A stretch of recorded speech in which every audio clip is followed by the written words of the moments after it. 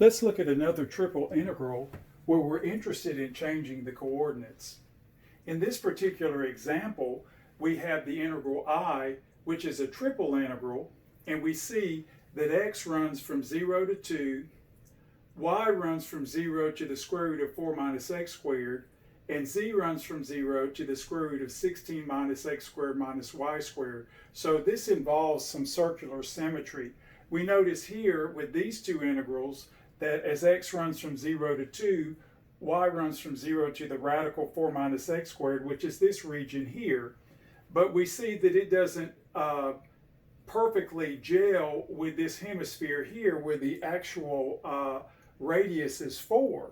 So that's a difficulty that makes this problem more difficult in Cartesian coordinates. And then of course we have this radical x squared plus y squared. So in essence this is a difficult integral. So what we're going to do is think about writing this, as I've already suggested, in cylindrical coordinates. So in this case, theta would run from 0 to pi over 2. Of course, r would run from 0 to 2. And then, of course, z will run from 0 to the square root of 16 minus r squared, since we replace x squared plus y squared with r squared. Now, of course, the Jacobian is r. The absolute value is r here. So we have to remember to utilize that particular term when we make a change of variable. So now we look at the original integral and we go ahead and replace our new limits.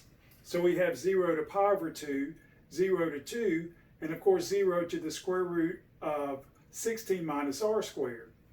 Now, of course, the square root of x squared plus y squared is just r, and then of course the dv for the cylindrical coordinates is r dz dr d theta. So again, we have to remember the Jacobian here. And now, of course, when you put everything together, we have an integrand r squared dz dr d theta. Now, of course, the d theta integral is always easy. There's no theta dependence here, so we just have the integral from 0 to pi over 2 d theta. And now, of course, the z integral is easy because there's nothing in here that depends on z, so we just get the square root of 16 minus r squared here, the lower limit being 0, times the r squared. Now, of course, if you were thinking about how to integrate this, you could divvy up the r's and then write this as r times the radical times r. And then you're thinking, okay, that's an easy Cal 1 integral, and we can apply integration by parts. But as you move to the second level of integration by parts, you get a rather unfortunate trig substitution. So what I've written here is that even though this is doable, it's a little more work than we want to have to do. So what I've written here is we write the integral in spherical coordinates, and I wrote over here in red that spherical coordinates produce a simpler integral.